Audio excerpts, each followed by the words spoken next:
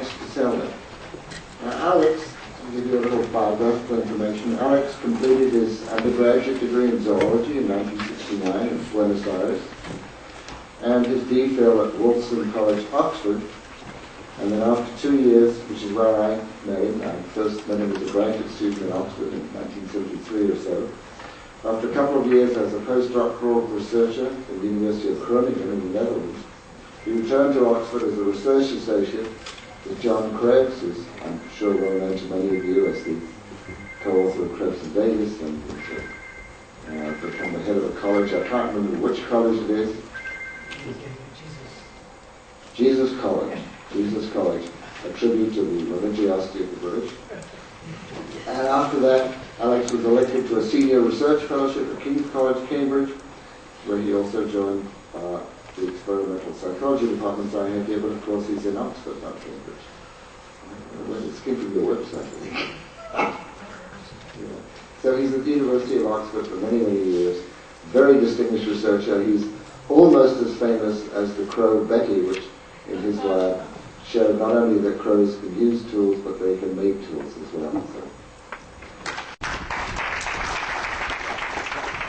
Thank you very much. Yes, you'll be sorry to hear that Betty is not going to feature in the talk today, so I could make a pause for people to leave the room, and then I'll carry on with the rest of my talk. The talk today is about decision making, as it says in the title.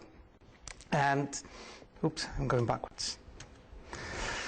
What is decision making? In my view, decision making is actually better understood as an approach to the study of behavior than any particular subcategory of behavior, so that other things that animals do are not decisions. For example, I wouldn't have any embarrassment in saying that plants, in effect, decide when to flower, whether to do it before or after the beginning of spring, for example.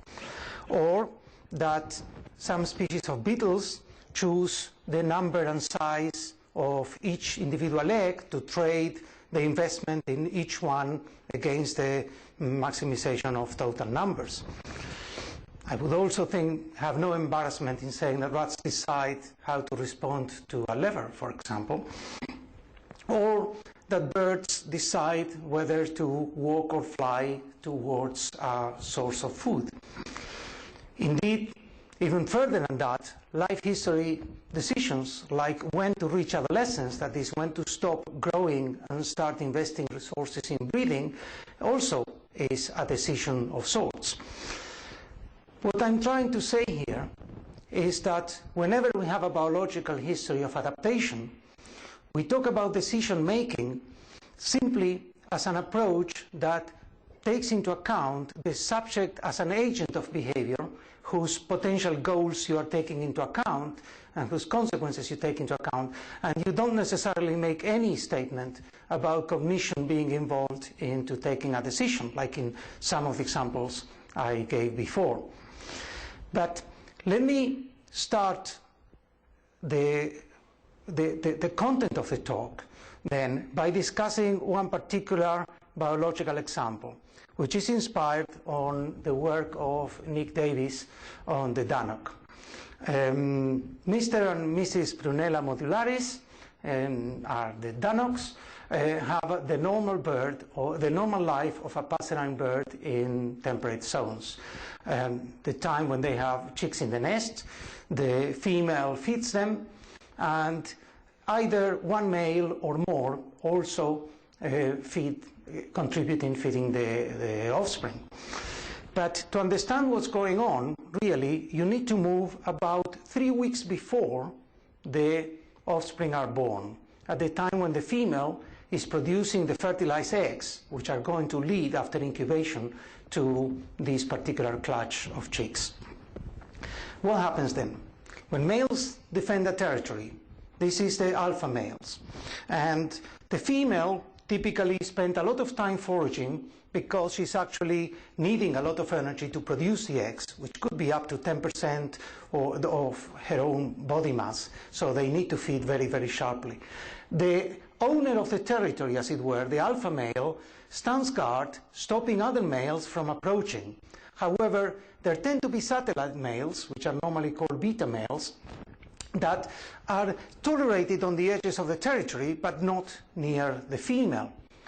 However, very often, the female herself starts some movements which give the whole impression of being intentionally escaping from this vigilance and going to hide behind some bushes, where very often, well, the males follow, but on occasion, the beta male could actually meet her there and they copulate. When the alpha male finally catches up with the couple, what normally happens is a very, very serious confrontation with a lot of hurt. And actually, this damages also the female in some cases, not just the other male. And what tends to happen later, curiously, this would never happen in humans, is that the female starts actually a display which is called the copulation solicitation display, by which she actually attracts the attention of the male and offers her cloaca for inspection. The cloaca is an extremely striking display in which the cloaca flashes on kind of pink color up and down repeatedly, and curiously the male, instead of accepting the invitation to copulate, is actually very restrained and observes and inspects very carefully the cloaca of the female for a while, actually stimulating it carefully by pecking delicately. After a little while, we see an expulsion of a droplet from the female cloaca, and when this happens, then the male starts mounting. Now, what's going on here? This is all science, by the way. You can all read it in the papers of Nick Davis, as it were. What's going on? Okay, let's construct a narrative. Both males and females want to maximize their reproductive success. The beta male contribution to provisioning the young actually matches his copulations. If he never copulates with a female, he will not bring food to the young. If he copulates at least once, then, although no reinforcement or anything intervenes, 3 weeks later, when the babies are born, this beta male would also contribute to feeding the young. And the more contact he had with a female, the higher is going to be his effort in bringing food to the babies.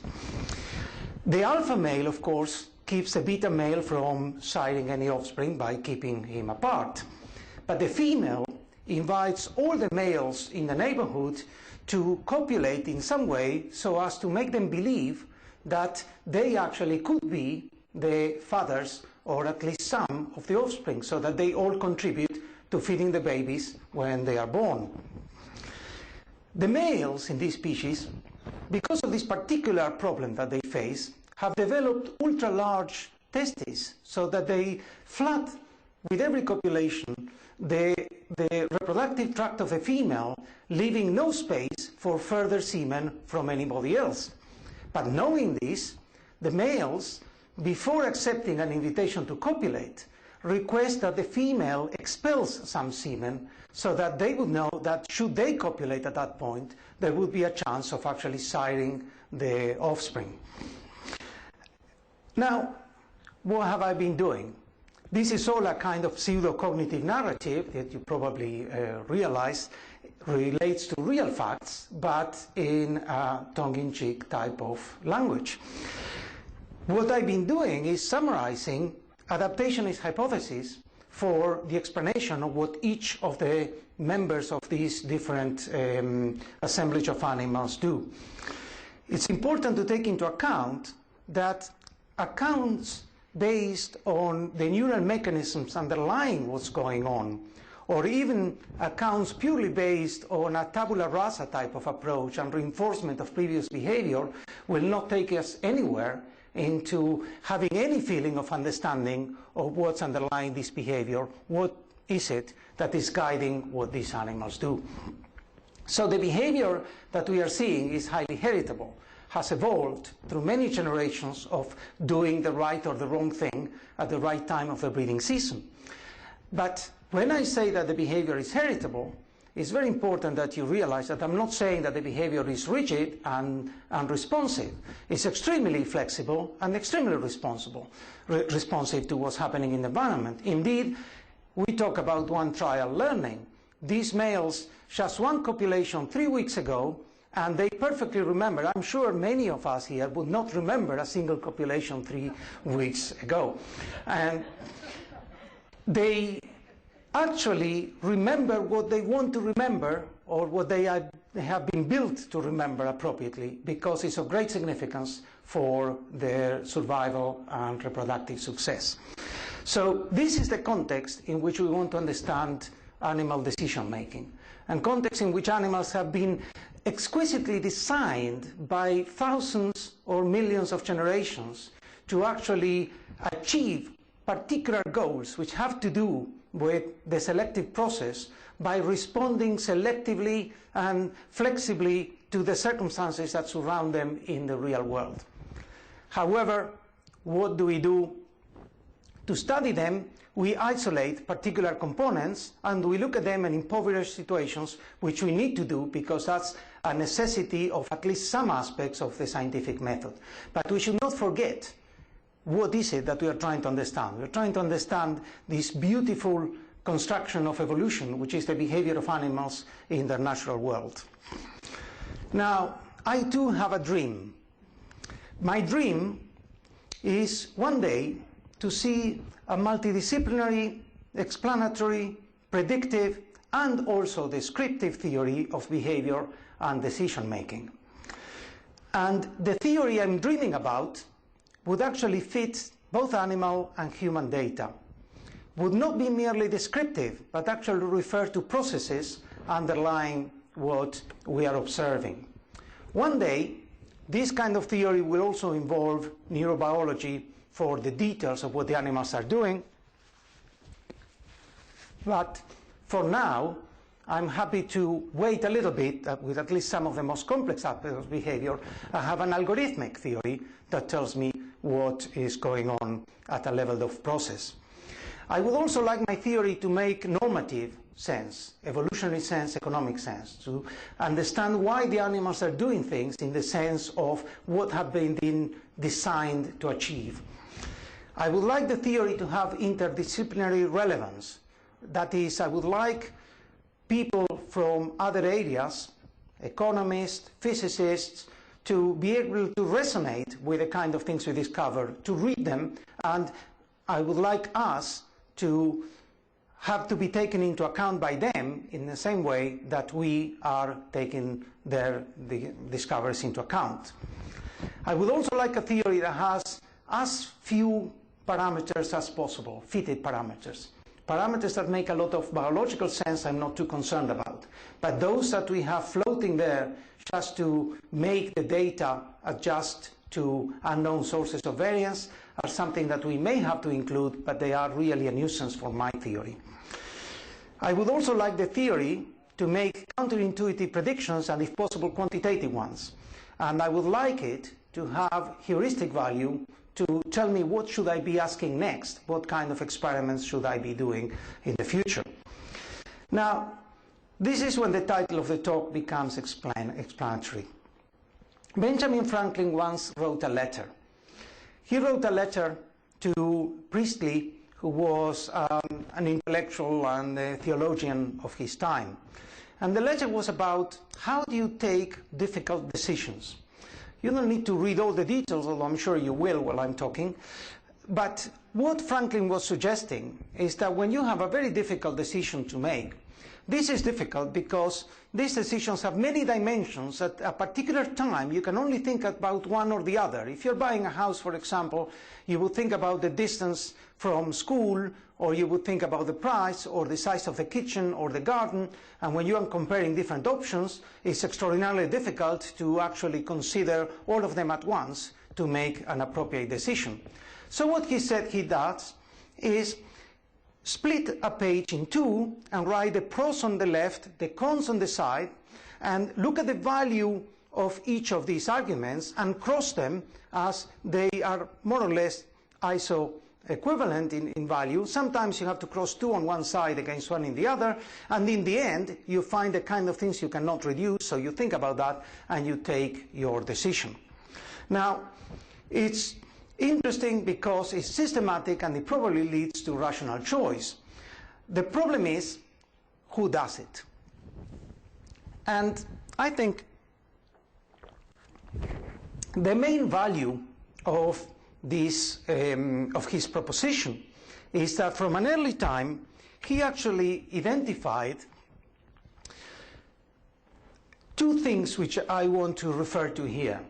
One is a core problem for theories of animal choice, and another is one that perhaps is not at the core, but is also highlighted by what he says implicitly. The core problem I refer to is the question of combining different dimensions of reward. For example, when animals are choosing their mate, they have to consider that some may be of better genetic quality, but for some reason may be expected to make a poorer contribution to the defense or immediate phenotypic characteristics of their young. When they are foraging, they may have to take into account that in some places the size or some species of prey may be bigger, but on the other hand they take longer to process and then they cause a greater lost opportunity. So whatever it is that animals doing, they have trade-offs between different dimensions to organize. And I'm going to come back to this.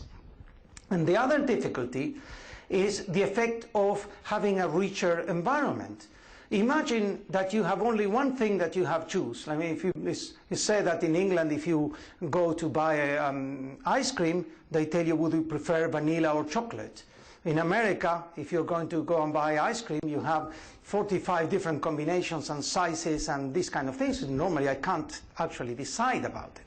But the problem is that, in theory, the more options you are, the better off you are, because you could always choose the one you would have chosen when in the simpler situation. But in fact, if you were to apply Franklin's method, it would take you an infinite time to reach a decision as the set of possible alternatives keeps increasing. And so that raises an issue of how animals handle multi-alternative as opposed to either binary or uni-alternative opportunities. And I'm going to talk about this as well. Now, the rest of this talk is going to be based on two papers from our laboratory. One by Martin Shapiro and Stephen Siller and myself, and another by Cynthia Shook-Payne and myself, published last year. And what I'm going to do is to describe the studies, and I'm going to use the same data against different reasonable models to try to discuss what these models do for us and how would we choose between them. And that sort of harks back to the problem we discussed earlier today about cafeteria situations or wars between theories. I don't intend to show that one particular model is better than all the others, because I don't believe that. I think that different models do different jobs for us. And that's why we entertain them, and we ought to keep doing that at some stage, except for the cases where they make opposite predictions for the same situation, and we can proceed to eliminate one or the other. Now, the situation I'm going to be dealing with, much more boringly than the example I started the talk with, is a starling in the laboratory facing typically a situation with one central key and two side keys which project back project different symbols. Okay, and let me go to the first experiment, the one with Martin Shapiro, who's sitting here in the audience. I'm going to start by describing a typical choice trial. To the right, you will see time. When a trial starts, what the animal has to do is to peck at the central key. As soon as the animal pecks at the central key, the two side keys starts flashing and showing different symbols. The first peck produced by the animal to one of these two side keys results in one of them going dark and the other changing into the same symbol but in a steady fashion. And then there is a program delay, and after that food is delivered to the animal. Okay? And there are also, very importantly for the rest of this talk, force trials. Force trials are almost identical to what I described. The only thing is that when the animal presses the start key, then it gets only one key, which of course could be, everything is randomized, could be left or right, everything else, and then everything follows exactly the same. It just doesn't face a choice. Okay? Now, in the particular experiment I'm going to describe now, we define 6 options, and I define an option as a combination of amount and delay. And we had 15 treatments because that relates to the number of pairs you can make between 6 different entities. So the 6 options were one pitched against each other, leading to 15 pairs of possibilities. We had 15 subjects, and every subject had every treatment. It doesn't escape the experimentalists among you that this means 225 determinations of behavior up to the asymptote, and that indeed means an enormous amount of experimental time. We randomized everything that we could, and we use a fixed interval of 60 seconds. Now, let me describe in more detail the options. This axis shows the amount, that is the number of pellets, and this is the delay, the number of seconds between the animal actually pecking at the side key and the food being delivered. And one particular option is defined by 2 numbers, that is the number of pellets and the number of seconds that it takes. For example, in this case, this oblique line, which is 2 pellets after 5 seconds, defines one option. And the other 6 options were these ones which are defined there, and they were niftily chosen so that, in fact, they were in pairs which share the same ratio between amount and delay. So, for example, this one and that one all lie on the same line, which is a ratio, or has a slope of 4 over 5, 4 over 10, or 2 over 5. And so do these other ones. So the amount over delay ratio of each particular option is, for the purpose of this talk, going to be called the rate. It's not the overall rate, we will come to that, but it is what it is. It's the ratio of amount of food to delay to reward. And you see that there are 3 values of this, and these are 0.4 pellets per second, 0.2, and 0.1. This is now, I'm now jumping to results. In what I'm doing is that I reduced the set of options from 15 for the purpose of this presentation to only 3 according to the options. So I'm not going to be talking about the difference.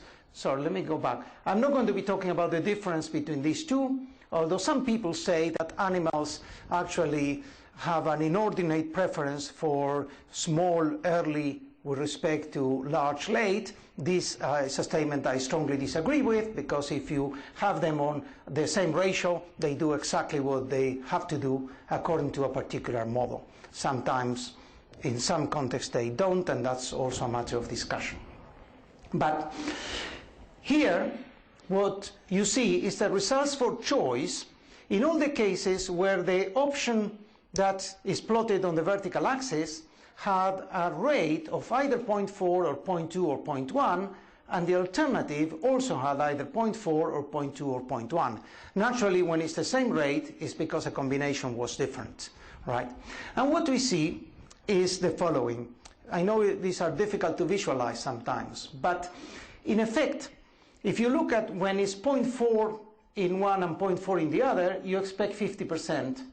And when it's 0.1 and 0.1, you also expect 50%. So all these diagonals should be 50%.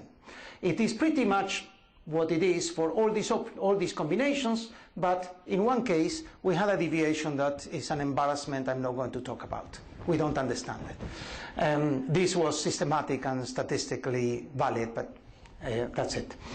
However, what I'm interested in is that whenever you had a difference value, like 0.4 versus 0.2, you have a preference, and if you have 0.4 versus 0.1, you have a greater preferences. So the choices shown by the animals are very orderly. They take into account the value of each option and the value of the alternative. But if an animal is choosing between something which is 0.4 and something which is 0.2, why is it not taking all of the options 0.4? Right? Why does it show partial preferences of any kind?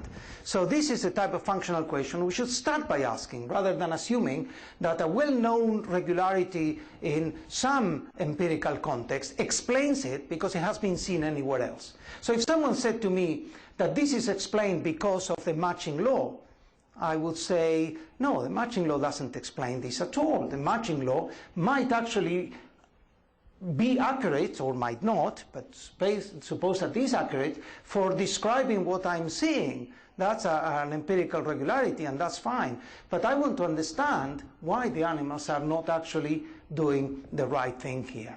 And so it's an open question, and it's an ordering of our hypothesis.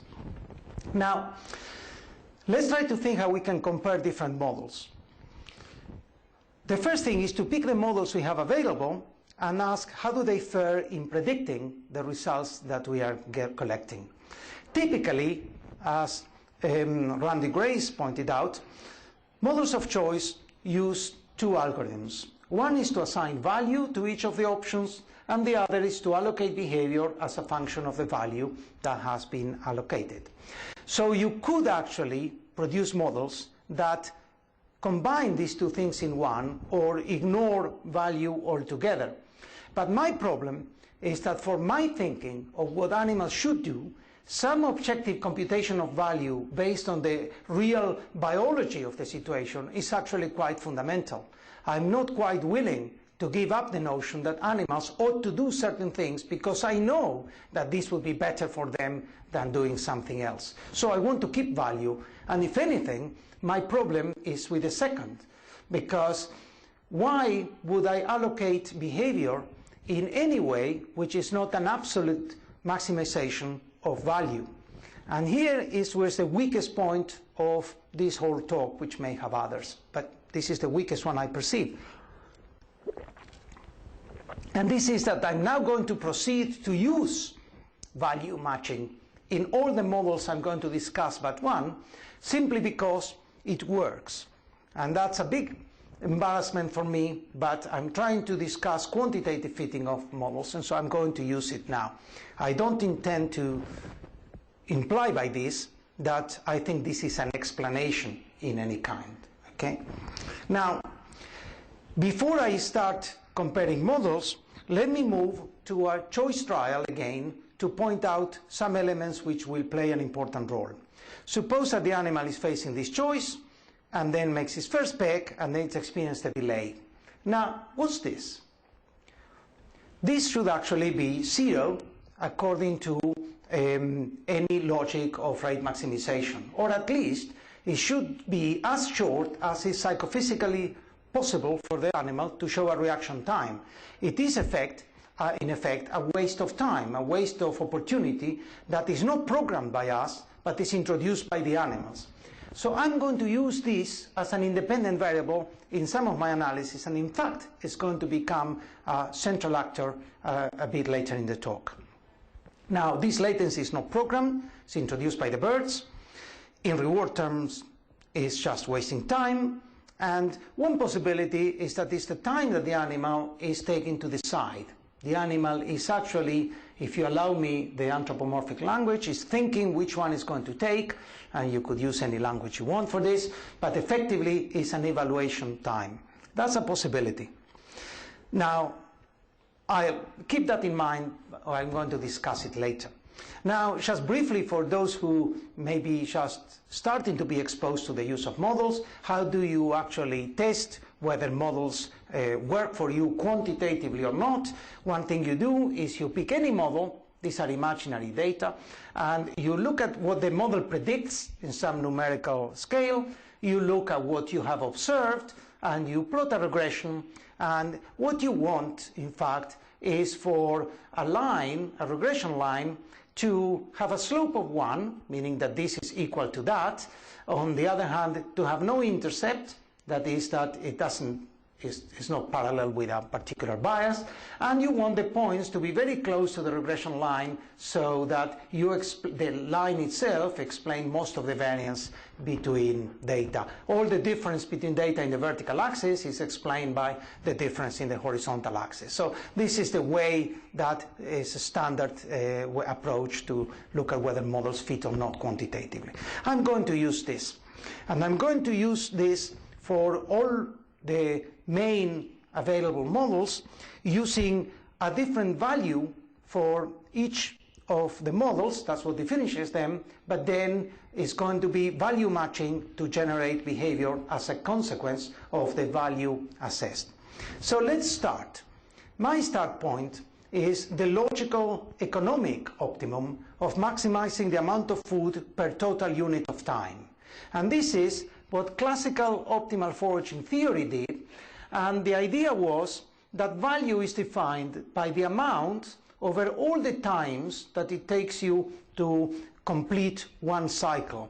The intertrial interval, the delay to food as is programmed, and in this case, funnily, the latency self-imposed by the animal. So that gives you the value of one particular option. And the proportion of choices that you expect to see for this option is the value it has over the sum of the values of self and the competition. Now, when you look at the prediction of classical optimal foraging theory, you see that in the broken line, the regression has a very nice slope. By the way, each of these different points is a treatment and is the average of 15 animals. Right? And of thousands of data points. The statistical analysis, of course, takes into account the repeated measures and everything else, but here I'm just ignoring all of this for presentation.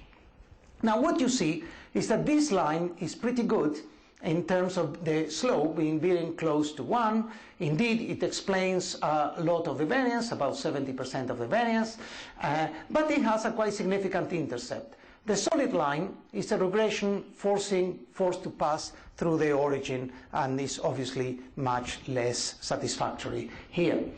So one first thing to say is that while this model does certain things well, it obviously is quantitatively at odds with the data. And in one sense in which it's odd is in that it has a big intercept. So what could happen? What could we do to the model that is different?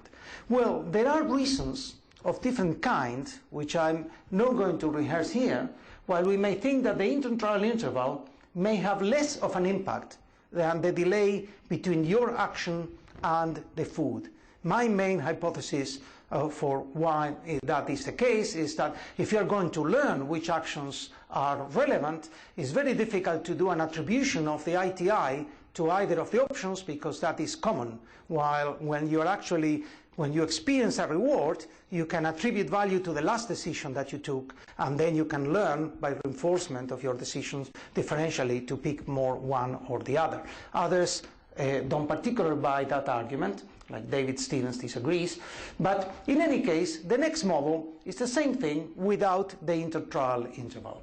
And what you see is that when you remove the intertrial interval, what you have is a much nicer fit to the data. So really, it wasn't doing a good job to have the whole economic maximization theory. This is incomplete, it doesn't lead to the maximum reward, and we have to understand why. However, latency is problematic here, because I'm taking something that the animal has introduced itself, and then I'm saying I'm going to see if the animal maximizes choices so as to minimize the lost opportunity. But it could minimize the lost opportunity by not waiting any time, okay? So the next model is one in which I remove latency and I see what I get. And this is what I get. If I remove latency, the fit is less good than when latency is there. So from the predictive point of view, latency has to stay there, even though the theoretical significance remains to be examined by this discrepancy. Now, there are of course other kinds of models. These are all models which one could call normative and slightly kind of compromises in which I'm modifying the normative prediction in order to compromise with a better fit of the data. But I'm still thinking in terms of why is the animal doing it. While here I have another model that comes more from the tradition of this society, which consists of postulating that the value of one reward can be described by amount over 1 plus a constant times the delay to food. This is the very well established and highly successful in many descriptive senses Mazur's hyperbolic equation, and you will not ignore the fact that these two things are quantitatively almost identical, with the only difference is that this is braver because it has one parameter less, it has just a number 1, while this has a number there which actually is collected from the data. It's not a parameter in the classical sense, but it's something that can move with data sets. You see that this is better than that in terms of fit. Yet another kind of model is assuming exponential discounting.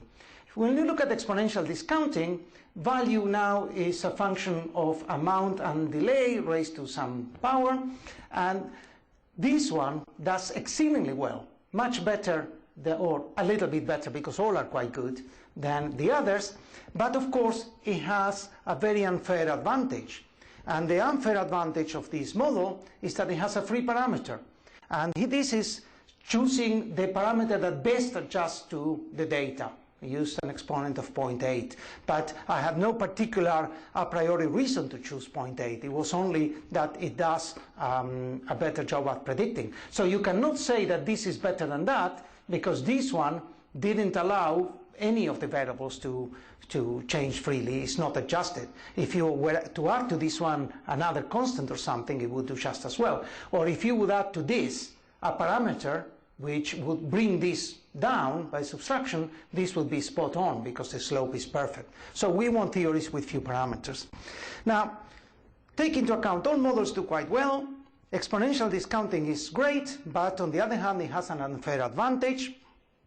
The second best is the rate model, this one here, but excluding the ITI, so that it has a failure in some respects that we have to think about, and it has a paradoxical component because the animals introduce a latency but then behave as if they are maximizing rate with a shorter loss of opportunity.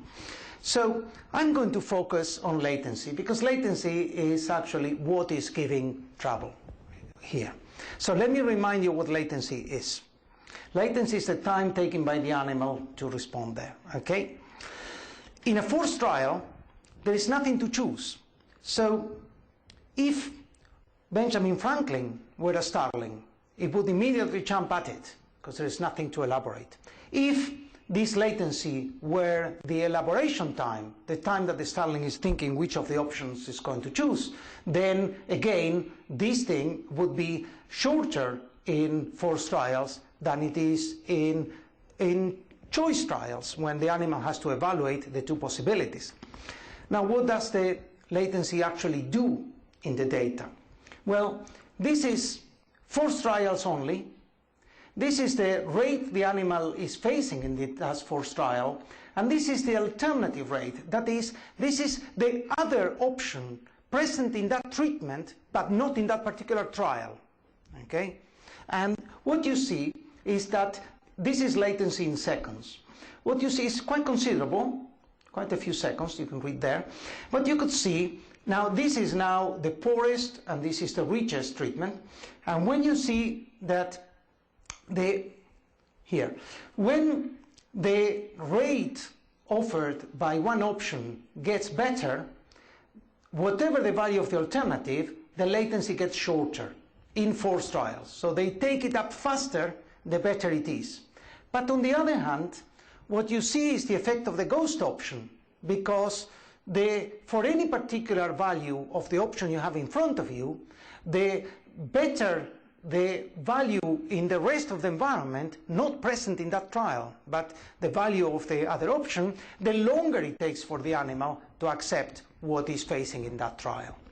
Okay, latency is shorter when the option is better and when the alternative is worse. While latency is a paradoxical effect in itself, they are orderly and they are shorter when the benefit relative to the opportunities in the rest of the environment are higher.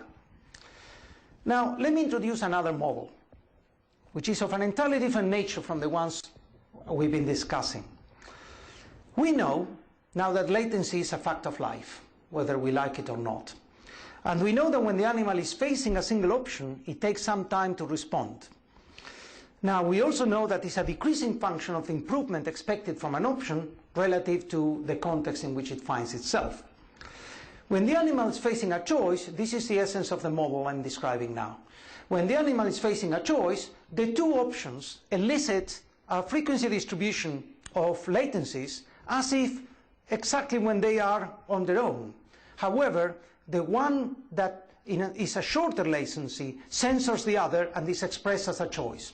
Right? So we initially called this, I presented this in SQAB a few years ago, as the cross-censorship model. Then we decided to change for a number of reasons. But basically, the two options are pulling from the behavior of the animal, but they have a different pull expressed by how long does it take, and the one that pulls harder by simply timing faster is the one that is expressed. But of course, we know that there is a level of variation in the latency shown by each one. And what we are going to do is to use the proportion, or to predict the proportion of choices in choice trials from this functioning of the model in force trials and see whether we get an accurate prediction. But then we are going to discuss something else which is specific to the process we are postulating.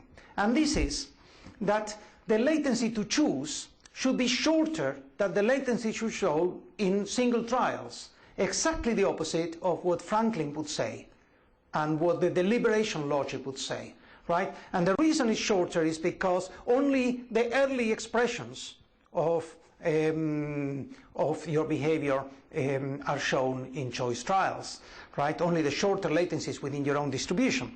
It also contradicts a well-known regularity called Higgs' law, which is very popular in people working in computer-human interface, that says that the time it takes to choose is proportional to the log in base 2 of the number of choices that you face plus 1. I'm not going to go into this detail. That seems to work very well for human data. And anybody who's updated to Microsoft Office 2007 and faces a menu with 275 different things to choose from for everything you want to do knows that it's actually quite true. Now, and stupid. Now, the important thing is that this predicts the opposite of what we are saying. It predicts that when you have two choices, it should take you longer than, this says that it should take you longer, yes, and we say it should take you less time to choose. Very nice qualitative type of prediction. Now, does it apply to foraging starlings? These are all the models we saw so far, and this, voila, is the sequential choice model. It does very, very well indeed, and it has no free parameters. Of course, it has one element of circularity in that you are using the behavior in force trials to predict the behavior in choice trials, but it's not a fitted parameter. Okay? In that sense, it's okay within my dream. The other prediction that we made is that latency should be shorter in choice than no choice trials, but this effect should be stronger for the less preferred option. The reason this should be the case is that the least preferred option, whose frequency distribution of latencies is shifted to the right, only expresses the top left, the left tail of its own distribution when it manages to squeeze in a short latency. And so the mean shifts strongly to the left in these cases, while for the preferred option, most of the distribution is present because most of the time it's doing whatever it was doing in force trials. So there is relatively little change.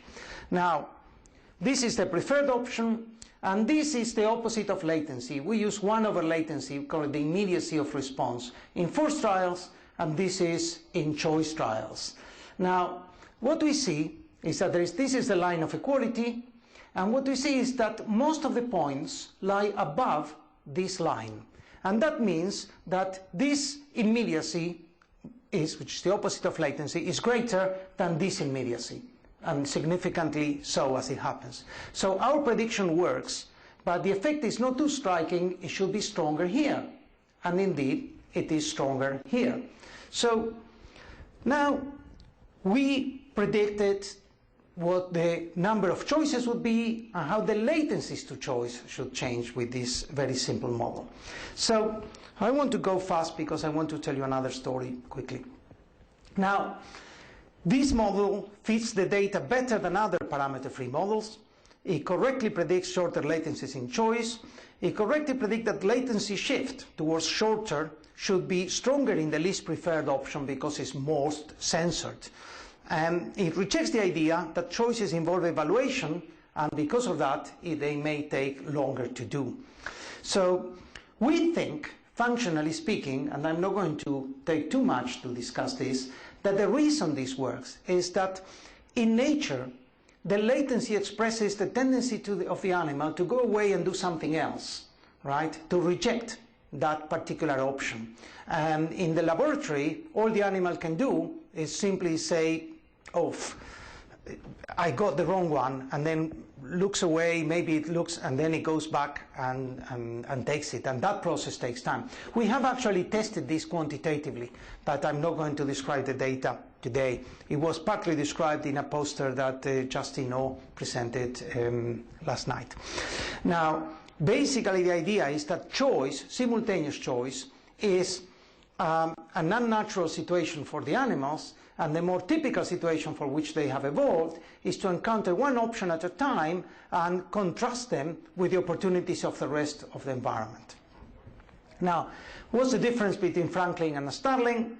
Basically, the Franklin's method would take longer when you have more options and may cause the well-known paradox of choice, while the Starlings take less time than in sequential encounters and still get it stochastically right. However, it doesn't lead to the discovery of the fire, what's it called in English, pararachos. Anyway, Starlings do have some limitations with respect to Franklin. Now, let me dedicate 3 minutes to finalize with another very quick experiment. This is an experiment based on a study with Cynthia Shook a few years ago. Basically, we know that in binary choices, exclusive preference will maximize the number of reward, but preference matches relative value typically, and we don't know why. So typically the kind of thing that seems to fit data well is this. Although notice that my sequential choice model didn't make that assumption at all. It's the only one that doesn't have to make an assumption about value assignment or anything of the sort or matching for the prediction. But typically this is what we use for everything else.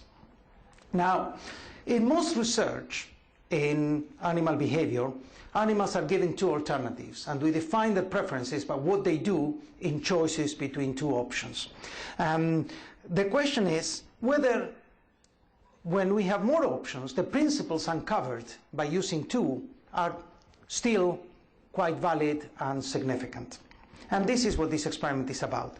Consider that the animal is facing three options. One which is better, we'll call it A, and the other two which are the same. That is, they are perceptually different, but they have the same value in whichever scale you are using, right? And you could think of two candidate algorithms for trinary choices.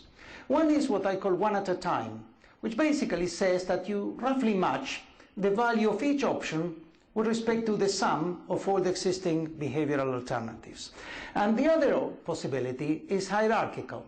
So if you have some commitment to one or the other, you say, I'm going to do so much of the better one and so much according to value, then what you should do is lump options with similar value together and then assign to each category, which may include more than one option, certain fraction of your behavior, and then divide between the others. So you would do the proportion to A would be the value of A over the value of A plus the value of B or C, which is identical, right? And then between B and C, you could divide your... Now, if you think of a female choosing a male in a leg, black go for the white one. But let's say that we know that choice is not exclusive. You would say, okay, I'm 30% with a black morph. But now suppose that you change the number of black to these preferences. Or are you going to say, I divide my behavior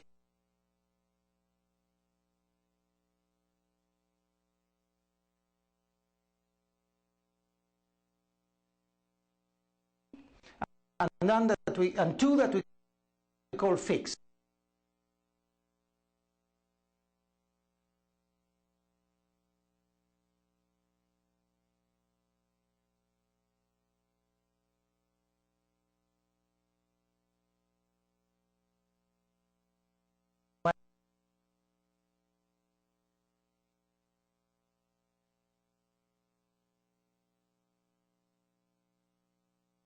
And we try to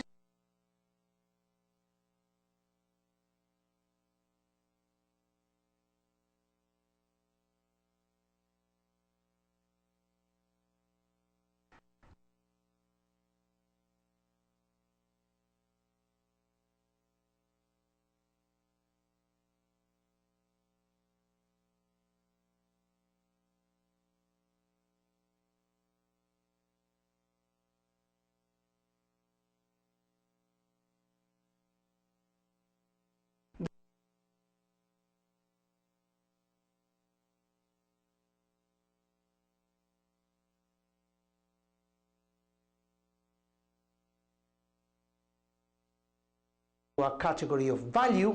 Maybe they would if they were similar sensorially, but they don't do it just by value, and they respond by treating each alternative one at a time. Interestingly, if you were to say whether an animal, say at the geometric mean, for example, is risk-prone or risk-averse, if you did a binary experiment, you would conclude that the animal is what would you conclude? Is risk-prone, while if you did a trinary one, would you conclude that it's risk-averse? The difference is significant. So let me finish in the last minute of the talk. We think that all these problems emerge because there are partial preferences. They should be banned. The existing literature uses only binary choices and pretends to test theories about functional decisions by animals, when actually, if they were using a slightly different paradigm, the results would be completely different, in some cases significantly different. We cannot establish preferences in single paradigms, we have to change it, and I have some comments on a few other options. You can read them yourself, but the basic message that I want to leave you with is that when you are trying to study animal behavior, there is really no shortcut, no corner cutting for thinking about the biology of what the animals are facing and exactly what aspect of the biology your particular paradigm is actually representing. Thank you very much.